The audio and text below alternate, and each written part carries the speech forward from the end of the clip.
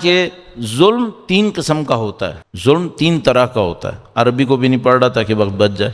ایک ظلم وہ ہے جو بخشا نہیں جائے گا۔ وہ ظلم کیا ہے؟ ان الشرک لظلم عظیم، شرک ظلم عظیم ہے۔ کوئی خدا کو نہ مانے اس عظمت کے ساتھ نہ مانے۔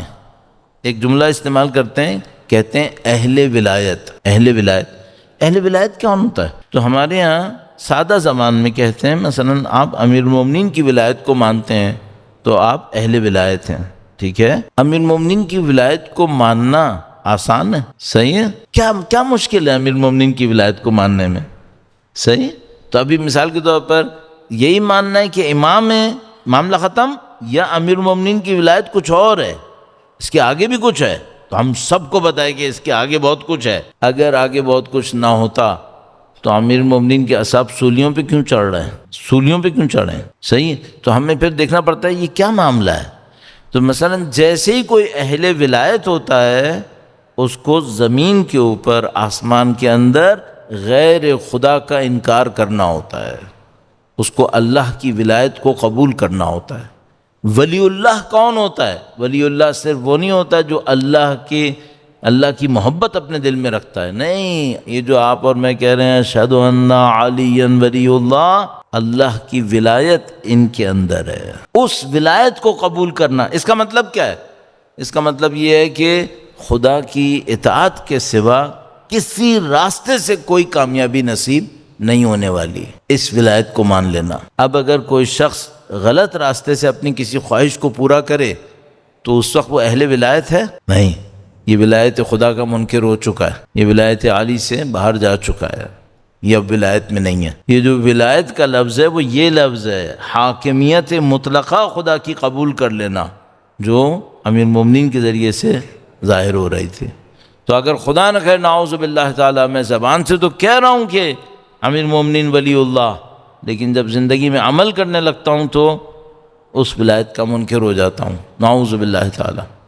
تو میں اہل ولایت ابھی نہیں بنا ہوں، زبان سے ولایت کا اقرار کیا ہے میں نے، دل میں ولایت نہیں اتری ابھی۔ اس خاطر ولی اللہ بہت بڑا منصب ہے، ولی اللہ بہت بڑا منصب ہے۔ یہ وہ لوگ کون لوگ ہیں؟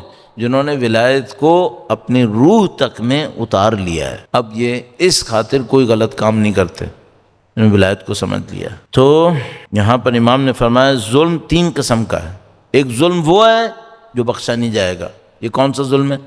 شرک۔ آگے فرمایا امام نے، فرمایا کہ وہ ظلم جو بخشا نہیں جائے گا وہ اللہ کے ساتھ کسی کو شریک ٹھہرانا ہے۔ اور شریک ٹھہرانا صرف میں نے عرض کیا، یہ مطلب نہیں ہے کہ میں نعوذ باللہ کہوں کہ 2 خدا ہیں، نہیں، 2 خدا کا معاملہ صرف اتنا نہیں ہے، یہ اس سے کہیں آگے کی بات ہے۔ جیسا کہ اللہ سبحانہ وتعالیٰ کا ارشاد ہے کہ خدا شرک کے ساتھ نہیں بخشے گا۔ اس کے بعد ایک ظلم وہ ہے جو نہیں بخشا جائے گا، ایک ظلم وہ ہے جس کا حساب نہیں چھوڑا جائے گا، صحیح ہے؟ مواخذہ ترک نہیں ہوگا۔ کیا مطلب؟ ایک تو وہ ہے جس کا کوئی جواب نہیں ہے، اس کے ساتھ کچھ قبول نہیں ہوگا، جو شرک ہو گیا۔ ایک وہ ہے جو ظلم ہے، سزا اٹھانی پڑے گی، بعد میں مسئلہ حل ہو جائے گا، لیکن سزا اٹھانی پڑے گی۔ امام نے فرمایا وہ کون سا ہے؟ فرمایا وہ دوسرا، وہ ظلم جو نظر انداز نہیں کیا جائے گا، یقیناً اس کے اوپر مواخذہ ہوگا، حساب کتاب دینا پڑے گا، وہ بندوں کا ایک دوسرے پر ظلم اور زیادتی کرنا ہے، اس سے کوئی نہیں بچ پائے گا۔ میں نے کسی کا پیسہ کھایا ہے، وہ مر گیا ہے، میں مر گیا ہوں، اب میں سوچ رہا ہوں معاملہ ختم ہو گیا، نہیں، امام فرما رہے ہیں اس کے مواخذے سے کوئی نہیں بچ پائے گا، اس کا حساب ہوگا۔ ایک وہ ظلم ہے جس کے ساتھ کچھ قبول نہیں ہوگا، وہ شرک ہے۔ ایک وہ ظلم ہے جس کا حساب کبھی نظر انداز نہیں ہوگا، وہ کون سا ظلم ہے؟ بندوں کا بندوں پر ظلم کرنا، ٹھیک ہے۔ اور تیسرا ایک ظلم ہے، پہلے امام نے 3 گنوائے تھے، پھر ایک ایک کر کے گنوائے تھے، میں نے سیکوینس ساتھ کر رہا ہوں تاکہ ٹائم بچ جائے۔ تیسرا ظلم کون سا ہے؟ امام نے فرمایا تیسرا وہ ظلم ہے جو بخش دیا جائے گا۔ وہ کون سا ظلم ہے؟ امام نے فرمایا اور وہ ظلم جو بخش دیا جائے گا جو بندہ چھوٹے چھوٹے گناہ مرتکب کر کے اپنے نفس پہ کرتا ہے، ٹھیک ہے، اس کو خدا بخش دے گا۔ کس صورت میں؟ کہ اس نے بڑے گناہ نہ کیے ہوں۔ ان الحسنات یذہبن السیئات ان تجتنبوا کبائر ما تنہون عنہ نکفر عنکم سیئاتکم. امام فرما رہے ہیں ایک وہ ظلم ہے جس کے ساتھ کچھ قبول نہیں ہوگا، وہ شرک ہے. ایک وہ ظلم ہے جس کا حساب کتاب نہیں چھوڑا جائے گا، وہ بندوں کا ایک دوسرے پہ ظلم ہے. ایک وہ ظلم ہے جو بخش دیا جائے گا. چھوٹے چھوٹے گناہ ہیں، کس صورت میں بخش دی جائیں گے؟ اگر بڑے گناہ نہ کرے. صحیح. تو امام نے فرمایا کہ یہ ظلم کی 3 کیٹیگریز ہیں. اس کے بعد فرمایا کہ بندوں کا جو ایک دوسرے پہ ظلم ہے وہ نظر انداز نہیں ہوگا، اس کا آخرت میں سخت بدلہ لیا جائے گا. وہ کوئی چھریوں سے کچوکے دینا اور کوڑوں سے مارنا نہیں ہوگا، بلکہ ایک سخت عذاب ہے جس کے مقابلے میں یہ چھریاں اور کوڑے بہت چھوٹی بات ہے. آخری جملہ عرض کرتا ہوں اس سلسلے میں. فرمایا دین خدا میں رنگ بدلنے سے بچو. دین خدا میں رنگ بدلنے سے بچو. کیا مطلب؟ نئی نئی باتیں مت لاؤ، نئی نئی حرکتیں نہیں کرو.